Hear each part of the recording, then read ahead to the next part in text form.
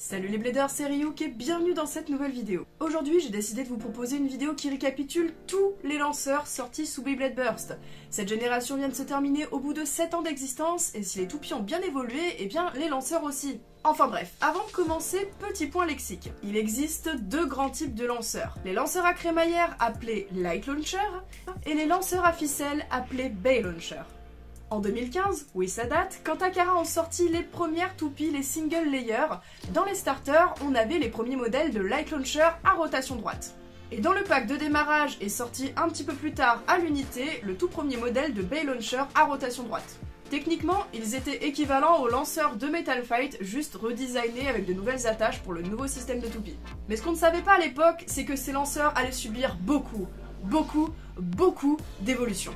Déjà dans le B22, on aura un petit aperçu avec le tout premier modèle de Light Launcher avec crémaillère allongée à tête rotative. En 2016, la série animée débarque avec les toupies Dual Layer et avec elle l'iconique Xeno Excalibur qui sera accompagné de son Sword Launcher. Un lanceur à rotation droite avec poignée intégrée, fat, avec une grosse crémaillère. Au fil de l'histoire, ce lanceur aura deux nouvelles évolutions. Le Digital Sword Launcher en 2017 qui devient à double sens de rotation avec un compteur de vitesse et le Custom Sword Launcher en 2022.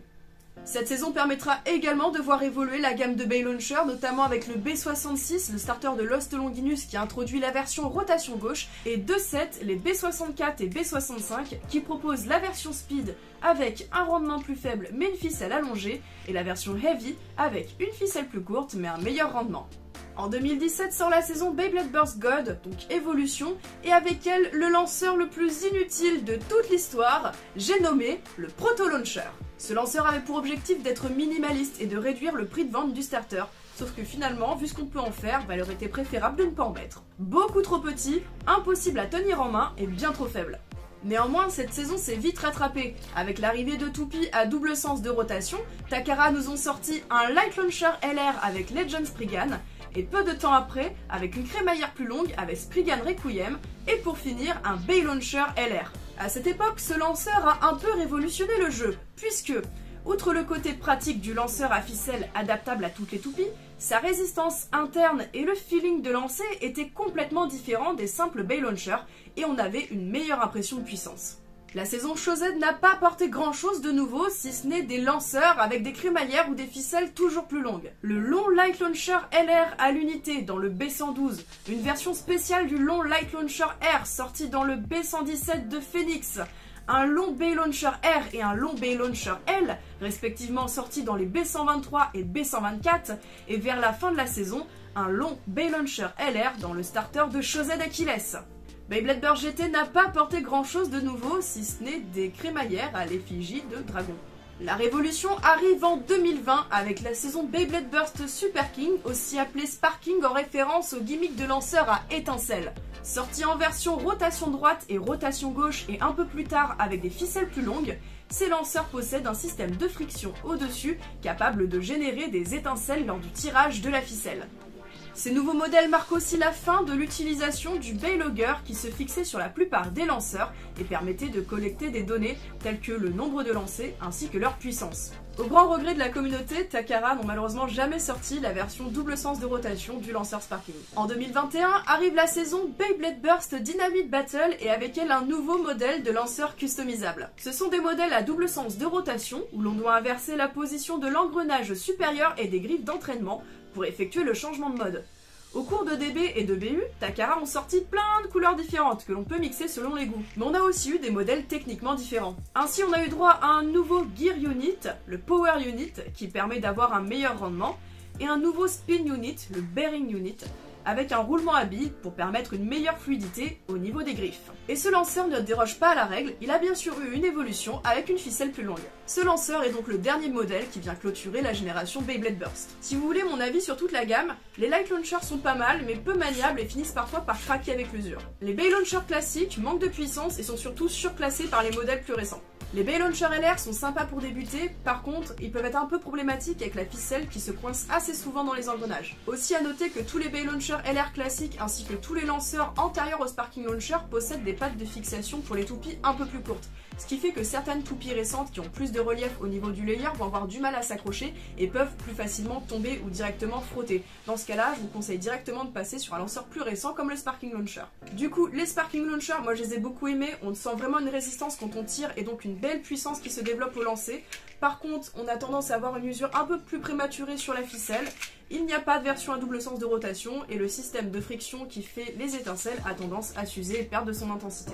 Et du coup, les custom Bay Launcher LR, alors même si le changement de sens de rotation est un peu plus fastidieux que sur les premiers modèles de Bay Launcher LR, je les trouve carrément mieux finis, on n'a pas de problème de ficelle qui se coince, je les trouve beaucoup plus fiables. Vous l'avez remarqué, je me suis concentrée sur ce qu'a fait Takara Tomy au cours de la génération Beyblade Burst, et je n'ai pas parlé de ce qu'a fait Hasbro en termes de lanceurs. Pour Beyblade Burst, la marque américaine a affiché sa volonté de se différencier complètement du matériel proposé par la marque japonaise, notamment avec une modification de la plupart des gimmicks majeurs. Et malheureusement, les lanceurs ont été leur gros point noir. Les lanceurs que l'on trouve dans les starters sont tous identiques, ce sont des lanceurs à crémaillère fine. Depuis la saison 2, ils sont à double sens de rotation, mais n'ont subi aucune modification technique, c'est uniquement le design qui a changé. Donc aucune évolution au fil des saisons. La marque a cependant sorti des lanceurs spéciaux. Un lanceur à crémaillère un poil plus grand, mais tout aussi anecdotique que les basiques. Un lanceur épais, mieux fini, plus maniable, mais qui supporte difficilement l'usure, avec notamment des craquements. Un lanceur requin dans le même genre que le lanceur épais, avec une jauge de puissance douteuse. Un lanceur sparking qui fait bien des étincelles, mais malheureusement avec le même niveau de finition que les lanceurs basiques. Et niveau lanceur à ficelle, on a eu l'équivalent du Bay Launcher LR de Takara, mais encore plus problématique, avec une ficelle qui se coince vraiment tout le temps, et une pièce interne qui casse souvent. Ils l'ont ressorti 5 ans plus tard à l'identique sans aucune modification.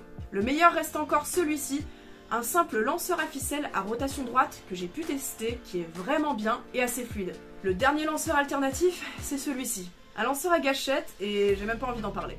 Ce que je reproche à Hasbro, c'est d'avoir fourni aux joueurs une gamme de lanceurs très cheap, sans finition, sans correction des bugs techniques déjà connus, pour la plupart avec une très mauvaise prise en main qui viennent vraiment pénaliser le jeu. Alors que le lancer, c'est vraiment la base pour entrer confiant dans un match de Beyblade. Je ne demandais vraiment pas à ce qu'ils proposent une gamme aussi diversifiée et complexe que ce qu'a proposé Takara, mais juste un Light Launcher, un Bay Launcher et un Launcher Grip. Comme ils avaient fait pour Metal Fight, c'était amplement suffisant. Voilà, du coup, comme vous vous en doutez, moi je joue essentiellement avec des lanceurs Takara Tomy. Donc ça, c'est mon premier setup que j'ai finalisé il y a quelques années. Donc un launcher grip avec des poignées en caoutchouc, un long Bay Launcher LR que j'ai modifié et un Bay Logger parce que j'adore l'esthétique des lanceurs des premières saisons. Et du coup, celui que j'utilise en ce moment dans mes vidéos, c'est à peu près la même chose, mais du coup avec un custom Bay Launcher LR que voici. Du coup, n'hésitez pas à me partager en commentaire si cette vidéo vous a plu, si vous êtes plutôt team lanceur à crémaillère ou lanceur à ficelle. Sur ce, c'était Ryuk, j'espère que vous avez apprécié la vidéo et je vous dis à la prochaine.